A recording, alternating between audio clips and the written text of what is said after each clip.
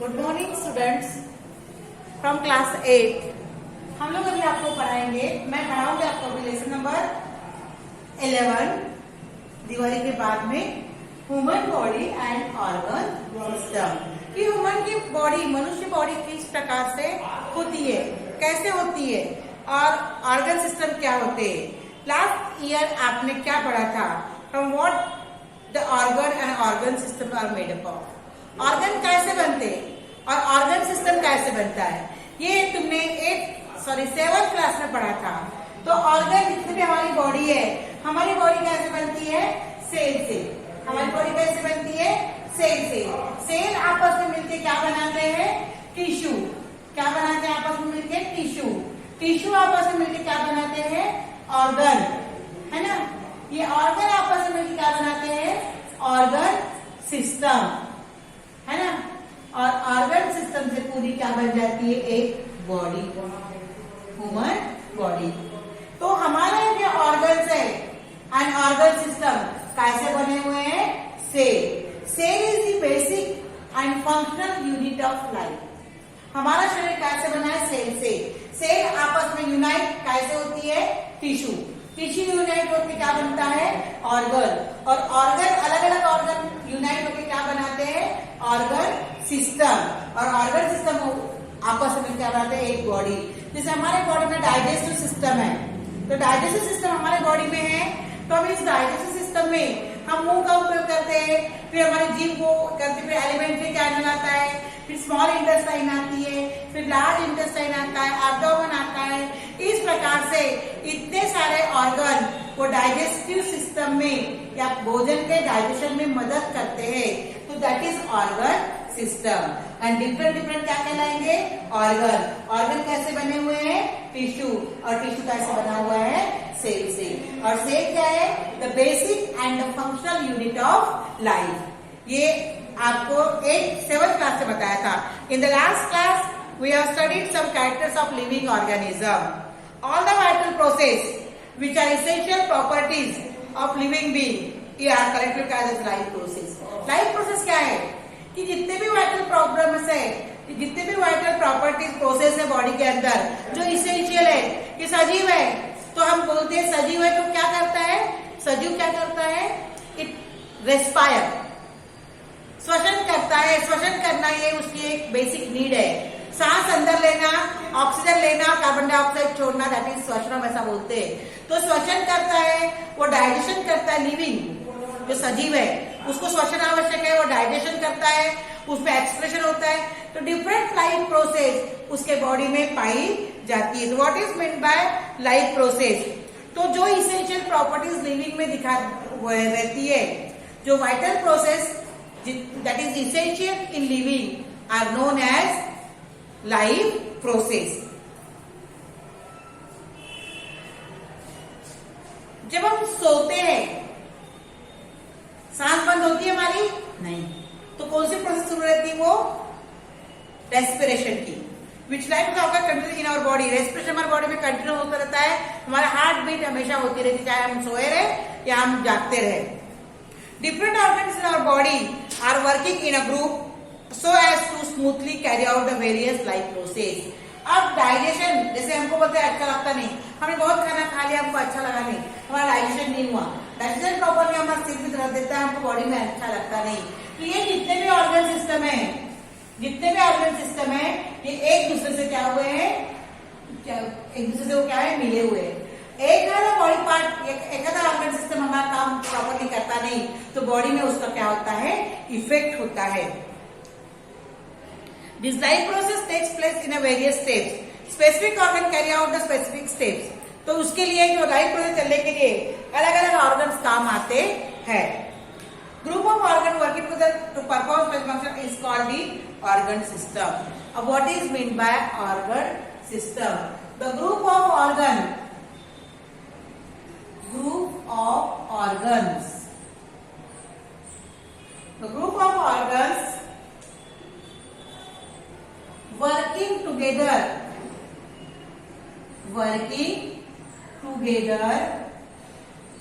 to perform specific function are called organ system. What is organ system? अब हमने क्या कह दिया कि सेल यूनाइट होती बनता है टिश्यू, टिश्यू यूनाइट बनता है ऑर्गन, और ऑर्गन यूनाइट होते तो बनता है ऑर्गन सिस्टम. अब what is mean by organ system?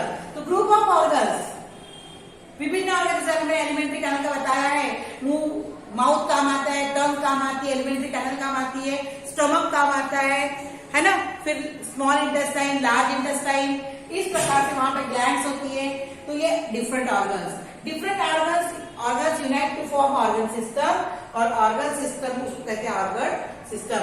ये डिफरेंट ऑर्गन आपस में मिलके एक सिस्टम बनाते हैं, that is known as organ system. ठीक है.